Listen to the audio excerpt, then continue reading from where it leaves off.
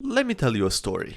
My elf rogue once got a ring of anti-magic as a reward. It projected an anti-magic field so small, it was only useful for picking magical locks. With my remaining gold, I bought 5 tons of cannonballs. Then I asked our party mage to shrink them. I treated the cannonballs as if they were bullets for my flintlock rifle. Here's the kicker. I fitted the anti-magic ring at the end of my rifle barrel.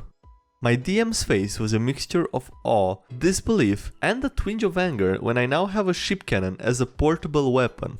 Hey, what's up everybody, I'm SkyDieRay and welcome to another episode of DnDGreentext. As always, I hope you enjoyed the video. BDM. Tell players that they can't just murder Hobo. Their actions have consequences.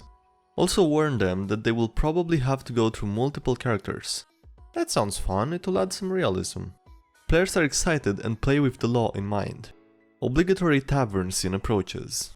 Fighter gets a little too drunk and kills someone who challenged him to a fight. Tavern goes ape. Guards arrive. Attempt to arrest Fighter. He resists. Kills multiple guards while resisting. Eventually gets arrested. Next day, have a court session. Brought up on charges of murder and resisting arrest. Party starts. Just make him pay a fine, DM. He didn't do anything bad. Other than the few people that he killed. Go to court. No charisma to be found. Fighter gets put in prison. Player gets pissy. I was just an NPC, you just hated my character and wanted to get rid of him. Tell him that I warned him beforehand. Tries to tell me that murder isn't that bad of a crime if done while drunk. I seriously don't get this. I warned the party beforehand and they act like surprised Pikachus when I deliver on my word. Be cleric. Teammate goes into death saving throws around the wall. Another teammate yells this out to me. Within range of healing word, but can't see them. Moving and dashing would bring me just to the edge of a doorway and still wouldn't be able to see them.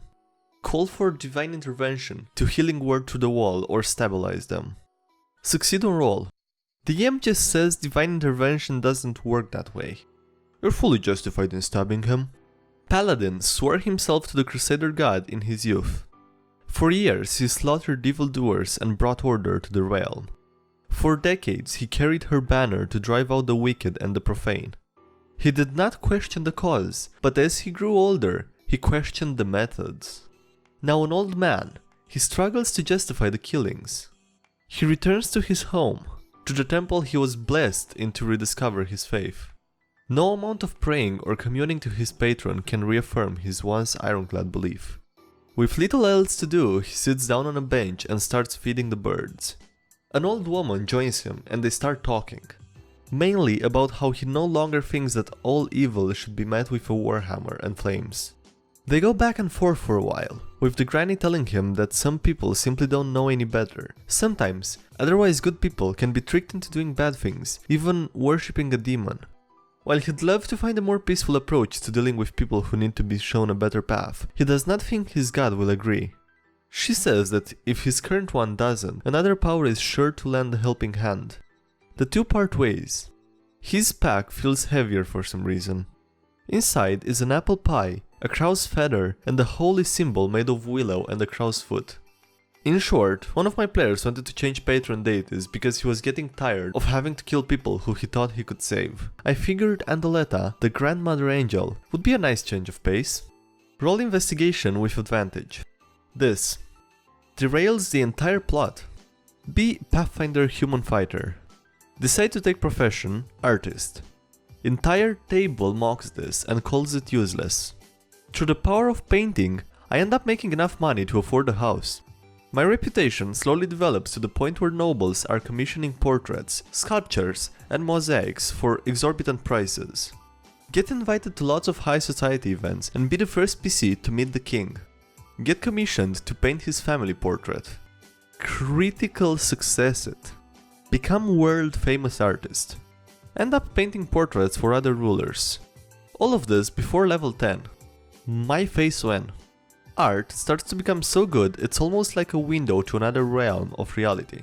Decide to make a self-portrait. It's perfect, some of your best work yet. Go to sleep.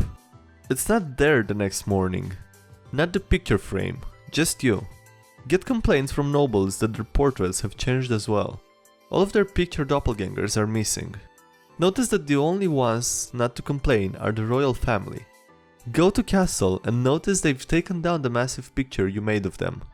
Royal Guard explains it was taken down last night on orders.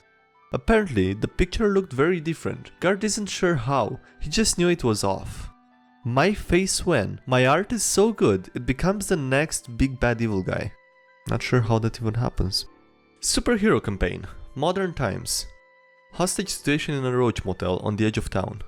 The players have a great time sneaking past the police tape, climbing up the building, fighting room by room to get to the man responsible for the carnage.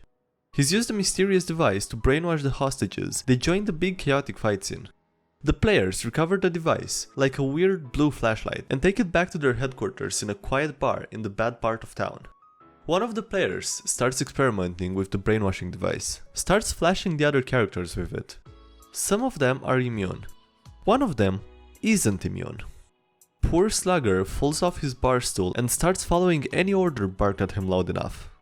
This is a disaster. How are the players going to fix this? The one with the brainwashing device starts to slap Slugger to try and wake him up. Then he punches him.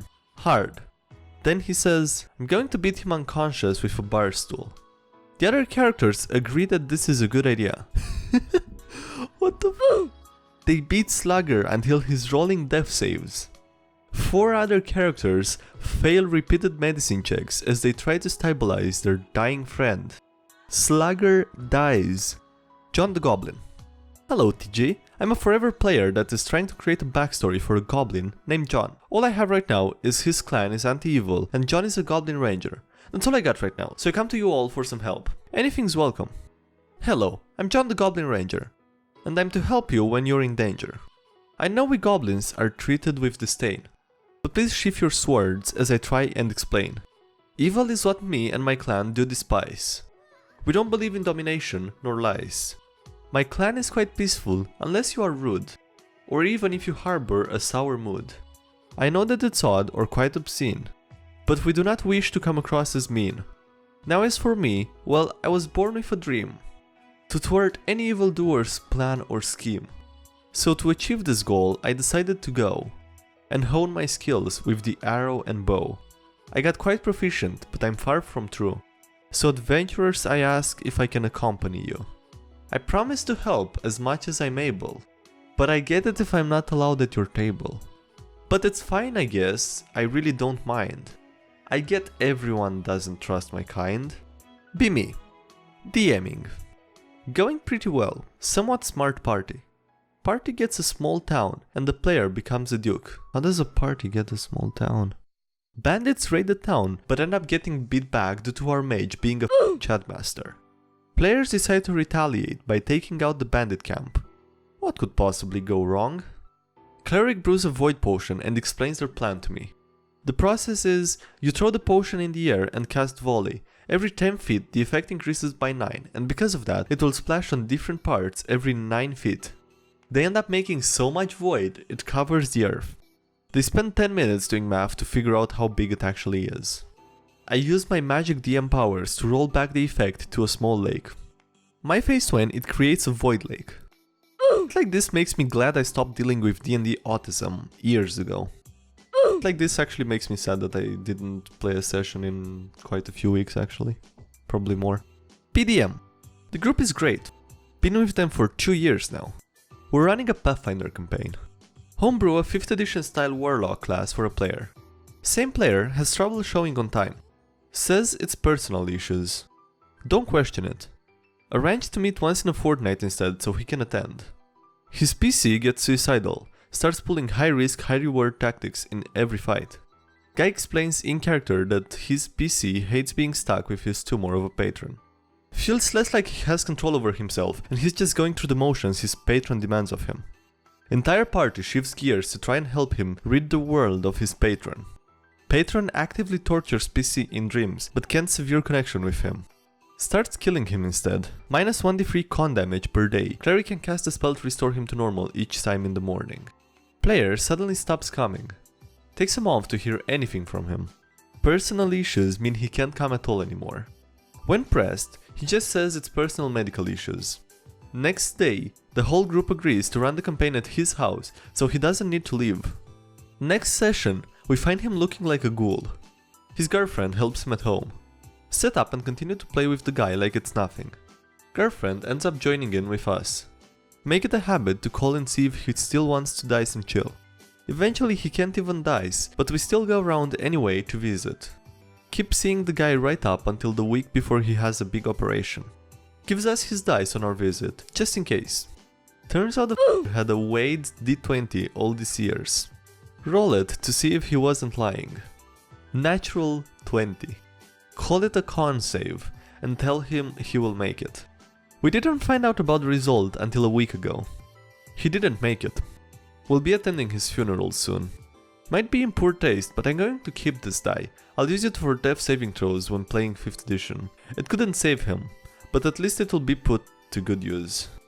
Alright, that's it for this video. Thank you guys for watching, I hope you enjoyed it. Leave a like and subscribe if you did, helps out the channel. There's also links below if you want to support the channel on Patreon, if you want to join the Discord server, or if you want to follow me on Twitch. I'm streaming a lot of Spellbreak and Teamfight Tactics lately, if you're interested in those games. And yeah, that's it for this video. Thanks again for watching, and I'll see you next time. Have a great day, bye!